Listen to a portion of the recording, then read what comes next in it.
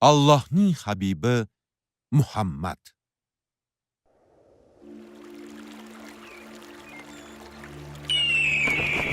Ikkinchi fasl 17-qism.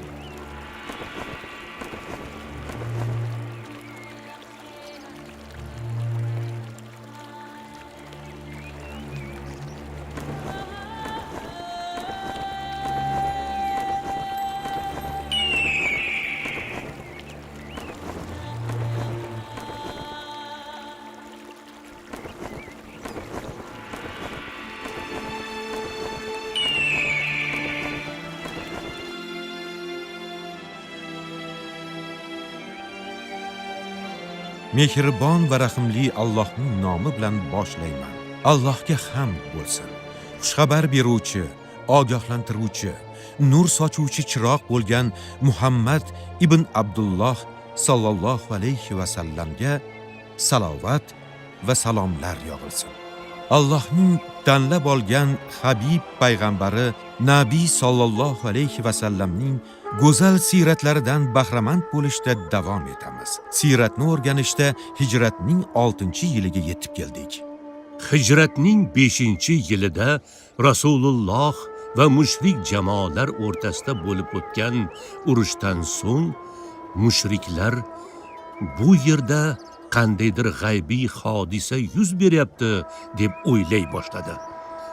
Ayniqsa ustilariga kuchli shamol kelib, urush qila olmay, g'alaba musulmonlar tarafidaligini ko'rgach, bunga ishonch hosil qilishdi. Qalblariga qo'rquv kira boshladi.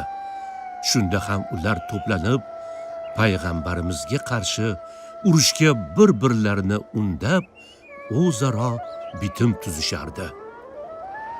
Rasululloh sallallohu alayhi va sallam ularni Allohning diniga da'vat qilish uchun bir necha bor elchilar jo'natdilar.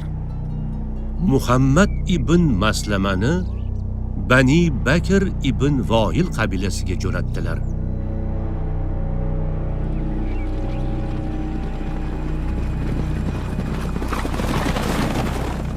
Nima bu? Mushriklar bizning kelishimizni eshitib qochib ketibdi. Alloh mushriklarning qalbiga qo'rquv solib qo'ygani uchun shunday. Biz ularning huzuriga jang qilish uchun emas, da'vat qilish uchun kelgandik. Yuringlar, izimizga qaytamiz va Rasulullohga ko'rgan narsalarimiz xabarini beramiz.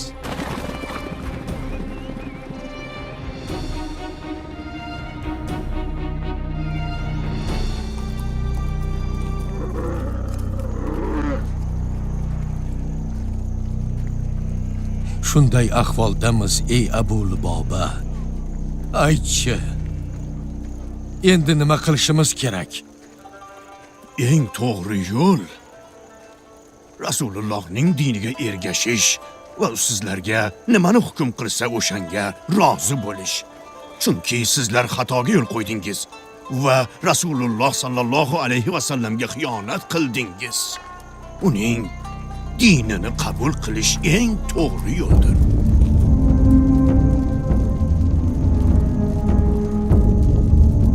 Bani Qurayza yahudiylariga nima bo'lganini eshitdingmi ey Saffon? Ha, eshitdim. Ular Muhammadning hukmiga rozi bo'lishdi. Muhammad Yasrib va uning atrofidagi hududlarning boshqaruvini ham qo'lga oldi. Uning ta'sir doirasi ham kengaydi.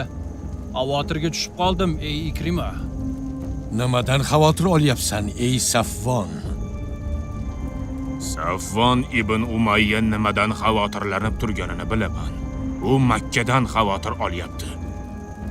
Xuddi shunday ey Abu Sufyon. Muhammadning ta'sir doirasi kengaydi. Yasribda mustahkam qaror topdi. Unga qarshi qilgan har bir jangimizda tirik qolishga muvaffaq bo'ldi. Endi yurtimizga bostirib kelish haqida o'ylashi aniq. Nimalar deyapsan ey Saffon? Muhammad Makkaga hujum qilishga jur'at qiladimi? Unday bo'lsa, uning kuni shu yerda bitishi aniq. Kazzob Musaylama Najd o'lkasida payg'ambarlikni da'vo qilar edi. u mushriklar bilan birga o'tirib, o'zi to'qib chiqargan mo'jizalar haqida so'zlab berardi. Keyin quduq ichiga tupurdim. Qurib yotgan quduq birdan suvi ko'payib toshib ketdi. Mana bu haqiqiy mo'jiza. Xudo haqqi, siz haqiqiy payg'ambarsiz. Muhammad bunday qila olmaydi. Ey Sumoma, Makkaga ketyapsan deb eshitdim. Niyat qilib qo'ydim. Tez orada jo'nayman. Sizning maroqli suhbatingiz meni to'xtatib turibdi xolos. Yo'l-yo'lakay Muhammadning yoniga borib, uni o'ldirsang degandim. Garchi sen sezmasang ham, men yoningda bo'laman va senga imkoniyat yaratib beraman. Axir men payg'ambarman-ku. Agar imkon topsam, bir lahza ham kechiktirmayman. Ikkilanib o'tirmayman. Muhammadni o'ldirish eng katta orzuyim. Uni ham u da'vat qilayotgan dinni ham shu qadar yomon ko'ramanki. Unday bo'lsa bor. Senga payg'ambar barakasi hamroh bo'lsin.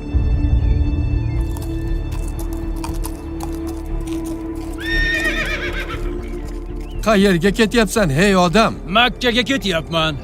Agar yo'lda Muhammadni uchratsam, o'ldiraman va undan butunlay qutulaman. Nima? Nimalar deyapsan, hoy odam? Rasulullohni o'ldirmoqchi ekan. Hali sen Allohning rasulini o'ldirmoqchimisan, hey odam? Allohning rasuli dedingizmi? Hali sizlar musulmonmisizlar? Ha, seni kuning bitdi.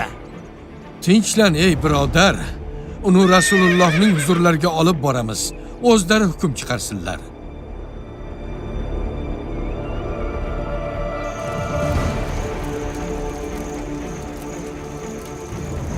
Ey Allohning rasuli, Bani Bakr ibn Voyilga borgan edik. Ular kelishimizdan xabar topib qochib ketishibdi. Hech kimni topa olmadik. Qaytishda mana bu odamni ko'rib qoldik. Sizni izlab yurgan ekan. Odamlarim uni o'ldirmoqchi bo'lishdi. Men ularni to'xtatib, buni sizni huzuringizga olib keldim. Rasululloh bu insonda yaxshilik borligini ko'rdilar. Unga masjidda qolib, musulmonlarni va ularning qanday namoz o'qishlarini ko'rishga buyurdilar. Musulmonlarning bir-birlari bilan bo'lgan muomalalaridagi odob axloqni, shuningdek Rasululloh sallallohu alayhi va sallamni qanday hurmat qilishlarini kuzatish va Qur'oni Karim tilovatiga quloq solishni tayinladilar. Bu uning hidoyatiga sabab bo'lishini aytdilar. Haligi kishi masjidning ichkarisida qoldi. Rasululloh uning yoniga kelib muloyimlik bilan ahvoling qanday, ey Sumoma? Qanday fikrdasan, ey Sumoma? dedilar. Ey Muhammad, agar qatl qilsang, qon to'kkan bo'lasan. Qavmim esa bunga jim qarab turmaydi. Ular sendan mening xudimni talab qilishadi va o'ch olishadi. Agar muruvvat qilsang, minnatdorlik bildiraman. Agar mol dunyo istasang, so'raganing beriladi.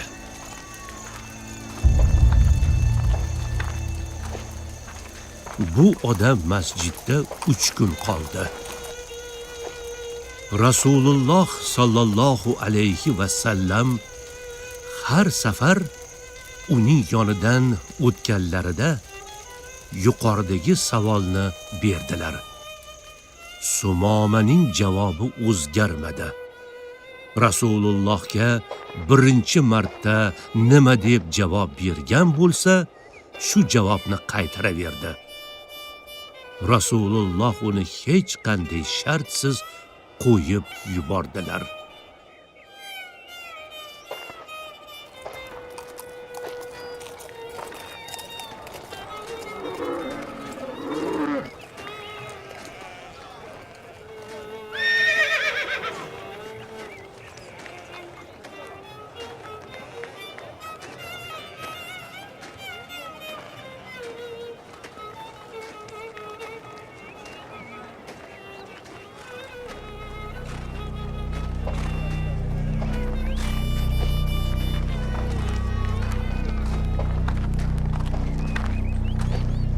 Guvohlik beraman, Allohdan o'zga iloh yo'q.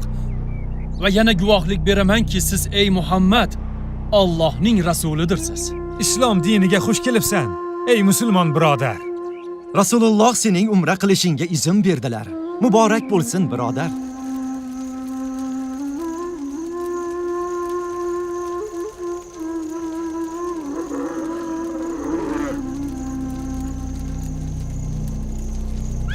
Xush kelibsiz ey Banu Hanifaning sayyidi. Xushvaqt bo'l. Sizga biror xizmat ko'rsataymi? Biror narsangizni ko'tarishib yuboraymi? Rahmat. Men umra qilish uchun kelgandim. O'zim ketaveraman. Menga yo'l bersang bo'lgani.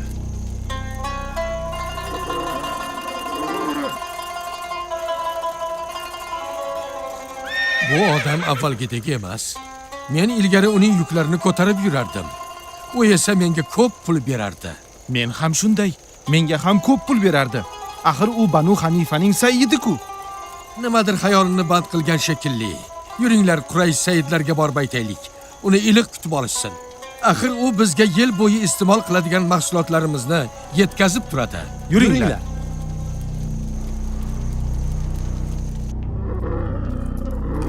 Ey Allohning rasuli. Biz Banu Lihyon shahidlari uchun o'ch olmoqchimiz. Ular sahobalardan bir qanchasini o'ldirishdi va bunga jazo olishmadi. Bunaqada islomning obro'siga futur yetadi deb qo'rqamiz. Ular bu qilmishini yana takrorlashi mumkin. Ulardan o'ch olaylik toki musulmonlarga nisbatan mana shunday muomala qilishni ko'ngliga tugib qo'ygan har qanday razil niyatli kishilar uchun to'siq bo'lsin. Alloh haqqi. Agar har bir dushmanning yuziga o'zimizning kuch-qudratimizni ko'rsatib, islom va musulmonlarga nisbatan adovat bilan to'lgan qalblariga qo'rquv solib qo'ymasak, ular bu qilmishini to'xtatmaydilar. Rasululloh musulmonlarni o'ldirish niyatiga chek qo'yishi uchun Bani Lihyonga yurish qilishga rozi bo'ldilar. 200 nafar jangchi tayyorlashni buyurdilar.